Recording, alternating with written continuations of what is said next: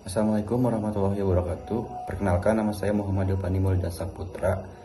NIM saya 202400804114. Kelas MN24O, kelompok 3 Nestle. Di sini saya akan menjelaskan ulang tentang materi Eksma 1. Materi yang pertama yaitu pengantar etika. Bagaimana etika di zaman sekarang?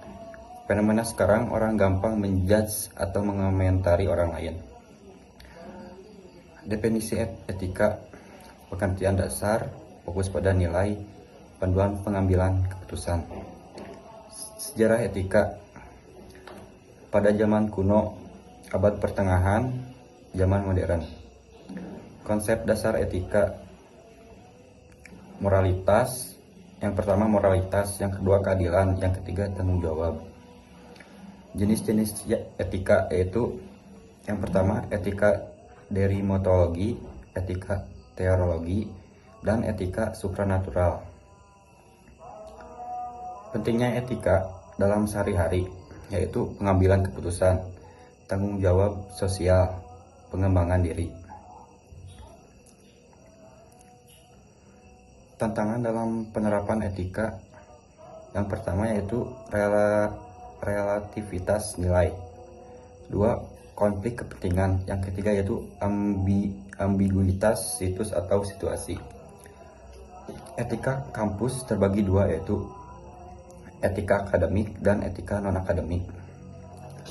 Etika akademik yaitu etika yang berhubungan dengan tridharma perguruan tinggi. Yang kedua yaitu etika non-akademik. Prinsip-prinsip etika akademik ada tiga yaitu yang pertama kebebasan akademis, yang kedua otonomi keilmuan, yang ketiga akuntabilitas.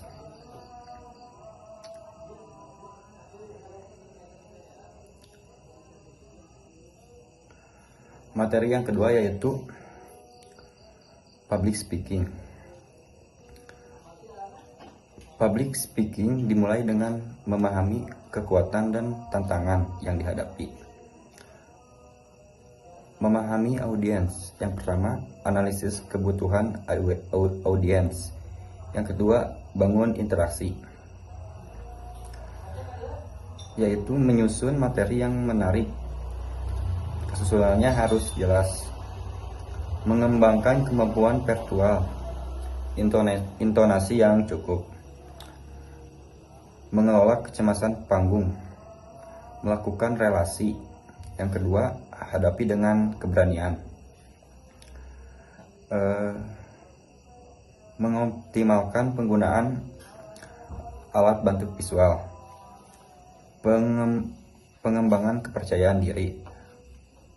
Yang pertama yaitu kuasai materi, yang kedua semangat belajar. Materi yang selanjutnya, materi yang ketiga yaitu peluang karir S1 manajemen. Bidang pekerjaan yang relevan. Yang pertama yaitu keuangan, yang kedua sumber daya manusia, yang ketiga business development, yang keempat yaitu pemasaran. Profil lulusan S1 manajemen. Yang pertama, kemampuan analisis, yaitu menganalisis data dan informasi untuk membuat keputusan yang tepat. Yang kedua yaitu kemampuan komunikasi, adalah menyampaikan ide dan informasi dengan jelas dan persuasif. Yang ketiga, kemampuan kolaborasi, yaitu bekerja sama dengan tim untuk mencapai tujuan bersama. Yang keempat yaitu kemampuan beradaptasi, yaitu mampu menyesuaikan diri dengan perubahan yang cepat. Keterampilan yang dibutuhkan. Yang pertama, kemampuan teknis, analisis data, perencanaan keuangan, manajemen proyek, pemasaran digital. Keterampilan soft skill. Ada 4 yaitu komunikasi, kepemimpinan, kerja tim, dan keterampilan interpersonal. Pengembangan karir profesional. Kursus dan sertifikasi, yaitu ikuti kursus profesional untuk meningkatkan keterampilan dan pengetahuan. Program magang, dapatkan pengalaman kerja praktis di bidang yang diminati. Mentoring, yaitu bergabung dengan program mentoring untuk mendapatkan bimbingan dari profesional berpengalaman.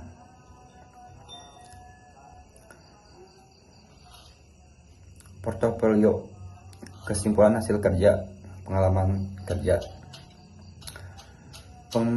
Pengembangan karir profesional, networking, yaitu bangun jaringan profesional dengan orang.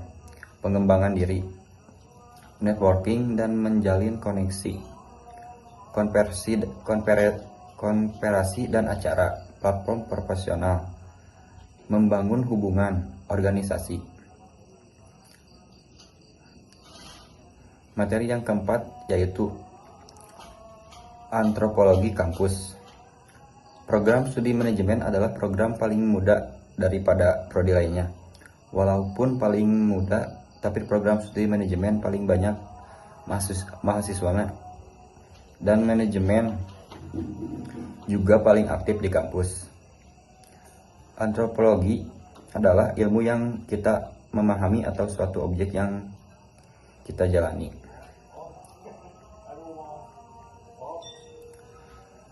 Materi di hari kedua yaitu hari puncak, yaitu menjelaskan tentang bidang-bidang MSA.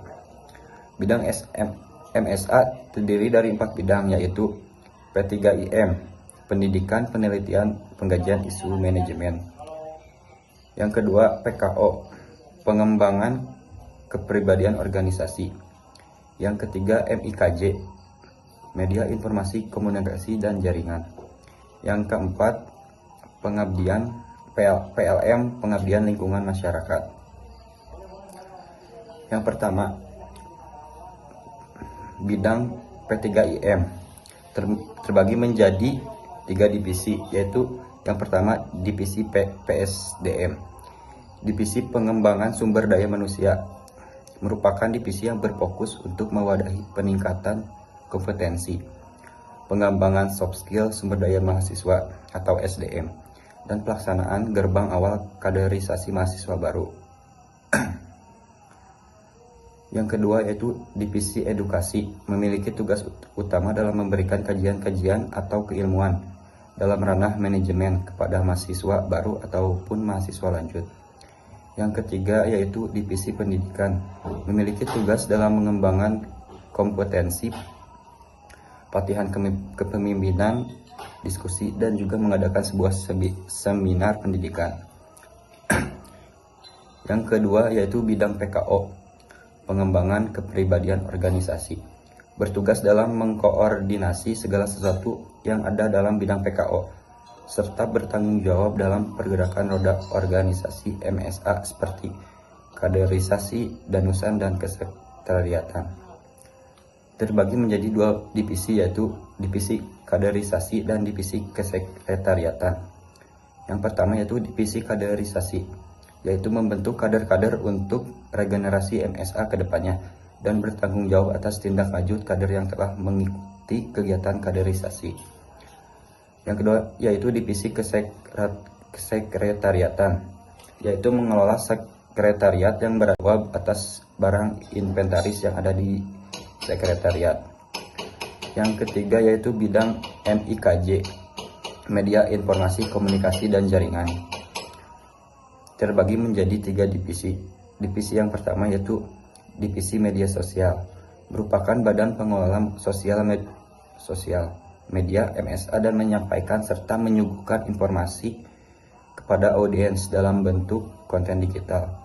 Yang kedua yaitu divisi manajemen bisnis. Manajemen bisnis adalah proses pengelolaan sumber daya untuk mencapai tujuan organisasi secara efektif dan efisien dengan merespon perubahan lingkungan bisnis, serta memanfaatkan peluang pertumbuhan dan inovasi. Yang ketiga yaitu divisi humas, merupakan kegiatan komunikasi strategis yang bertujuan membangun dan menjaga citra positif organisasi, serta menjalin hubungan baik dengan publik, media, dan pemangku kepentingan lainnya. Yang keempat yaitu bidang yang terakhir yaitu bidang PLM, Pengabdian Lingkungan Masyarakat, merupakan divisi yang bergerak di bidang pengabdian lingkungan masyarakat dan bergerak berdasarkan tridharma perguruan tinggi. Bidang PLM ini menaungi divisi dedikasi dan divisi dedukasi. Divisi dedikasi yaitu sebagai bahan penyelenggara acara serta mengambil kesimpulan dari hasil diskusi suatu pemikiran. Yang kedua yaitu divisi dedukasi sebagai badan komunikasi, penyelenggara dan perencanaan acara, serta mendiskusikan setiap acara yang diadakan oleh mahasiswa manajemen yang bersangkutan dengan pengabdian.